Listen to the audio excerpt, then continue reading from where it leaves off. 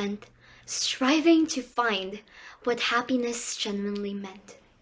I have spent the time as well as the effort in scouring every source, the internet, the dictionaries, as I long to finally understand what this mere state yearned to entail. In every instance, I find myself asking, am I feeling happiness, or is this just a sudden gush of warm and pleasant emotions? I was never sure of what I could consider happiness, because all along, its essence was never clear for me.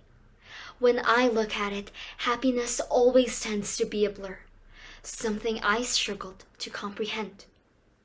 Encyclopedia Britannica, for one, describes happiness as a state of emotional well-being and as an emotion that often co-occurs with a specific facial expression, the smile. When the mass hears of this very word, what would easily come to mind is the idea of painting the town red, jumping up and down with a big smile plastered on their face. So, with that said, what if I wasn't smiling? What if I fail to laugh out loud and show that I am having the time of my life? Am I already quickly considered down and unhappy? We have been imbued with this general idea of happiness. We have been so used to this preconceived thought of what happiness should and shouldn't be, to a point in which we are deliberately failing to sense the sincerity and genuineness of joy, because now we are only obliging ourselves to follow the rest with their conventional notion of what must be regarded as happiness. People ask, why is it hard to be happy? What is it about this sentiment that makes it so hard to achieve? A few years back, the same question lingered in my mind. But I have finally grown to understand that there is nothing difficult nor complicated in obtaining happiness. It is solely that we are letting others dictate what happiness should be for us. And that must never be the case. Your happiness may not be similar to mine in the same way that our beliefs and perceptions also tend to vary. Once I asked my parents what made them happy, and for them it was simply us, their children. But for my sister, it was success.